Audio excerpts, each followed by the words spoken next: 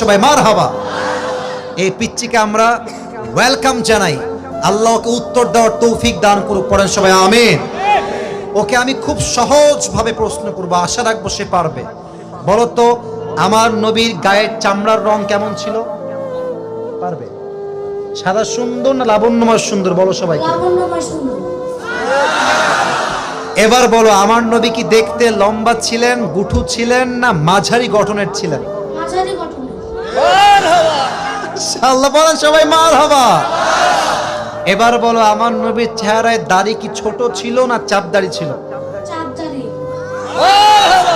আপনারা বলেন ও পারবে, ওর গায়ের শক্তি বলছে সিরাজগঞ্জের যুবকরা, বাচ্চারা একটা বাঘের বাচ্চা এরা। এবার তুমি একটু বুঝে শুনে উত্তর দাও, নবীর চুলের যে কাটিংটা ছিল, কাটিং এর নাম কি ছিল? আরে বলেন সবাই মারহাবা।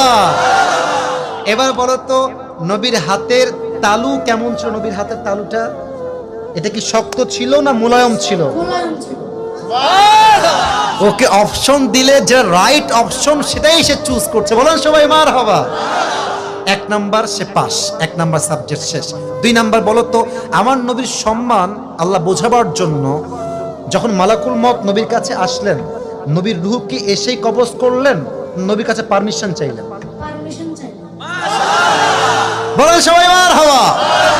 আচ্ছা বলো তো নবীর আদর্শের ক্ষেত্রে নবী বাবা হিসেবে যখন ফাতেমাকে বিয়ে দিবেন, ফাতেমার কাছে এসে, এটা ওর জন্য বোঝা একটু কষ্টকর, তাই বোঝাবার স্বার্থে সহজ করছি, বাবা হিসেবে ফাতেমার কাছে এসে নবীজি কি বললেন বিয়ের ব্যাপারে? হ্যাঁ থামেন না, থামেন, বলবে। এসেই বললেন বিয়ে দিয়ে দিব, না তুমি রাজি আছো কিনা মা তাই বলো, কি বলেছেন? এর চাইতে সহজ আর হতে পারে না, ঠিক কিনা বলে? আচ্ছা এবার তুমি বলো তো নানা হিসেবে নবী কেমন ছিলেন? আমি বলার জন্য একটা হাদিস বলেছিলাম, যখন হাসান হোসাইন আসতেন নানার কাছে, হাসান আর হোসাইন সালাম দিতেন আগে না নবী নিজেকে সালাম দিতেন?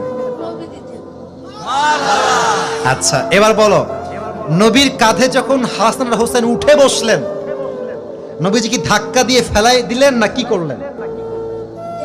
দেন নাই। বলেন সবাই মারহাবা। তাহলে বাচ্চারা মসজিদে আসলে আমরা কি তাড়ায় দিব না আদর করব? কি করব? ও নিজেই বাচ্চা, বলেন সবাই মারহাবা। এবার হচ্ছে শেষ কথা, শেষ ভালো যার লজ্জা নাই। বলো তো বউকে দেখলে আমরা কি বলবো? বউকে দেখলে আমরা কি বলবো? এই তোমার নাম কি?